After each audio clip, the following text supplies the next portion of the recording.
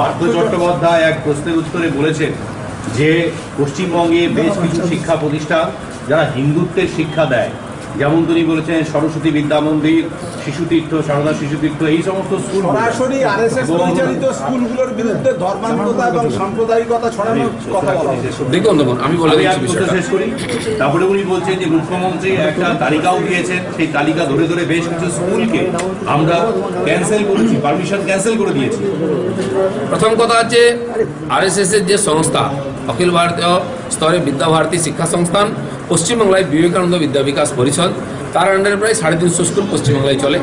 সারা দেশেতে 28,500 স্কুল চলে এবং সব জায়গায় সরকারি পারমিশন নিয়ে সরকারের যে গাইডলাইন আছে ওটা মেনে স্কুল চলে। কোথাও কোথাও সেন্ট্রালের বোর্ড সিবিএসসি আইসিএসসি হোক বা রাজ্যের যে প্রদেশের শিক্ষা বোর্ড আছে সব রাজ্যে তার অ্যাফিলিয়েশন নিয়েই চলে। পশ্চিমবাংলায় এতদিন বামপন্থী সরকার কোনো প্রাইভেট স্কুলকে অনুমতি দেয়নি, প্রাইমারি যদি অনুমতি চাই না তাই স্কুল চলছিল। এখন এই সরকার এসে বেশ কিছু স্কুলকে ডোনেশন নিয়ে একটা বড় ফিস নিয়ে তারা পারমিশন দিচ্ছে। আমি যত শুনেছি 10-15টা স্কুল বিদ্যাভারতীর তাতে সুযোগ পেয়েছে, সেজন্য কারো অ্যাপ্লিকেশন ক্যান্সেল করার সুযোগ নেই, কারণ অ্যাফিলিয়েশন নাই প্রাইভেট স্কুল, মিথ্যা কথা। আর যদি কোথাও অ্যাপ্লিকেশন পেয়ে থাকে, সরকারি যে নর্মস আছে, যে গাইডলাইন আছে, যে কোর্স আছে, ওটা পুরোপুরি বিদ্যাভারতী স্কুল মানে।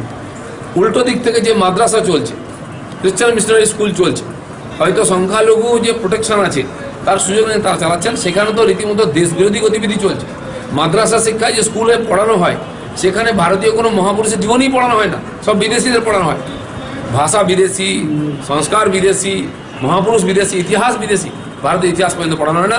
পারলে সেখানে অঙ্কুশ ডালুক, নাহলে সেখানে সিমি, আইএসএ আর জামাতের, আল কায়দার আর লোক তৈরি হয়।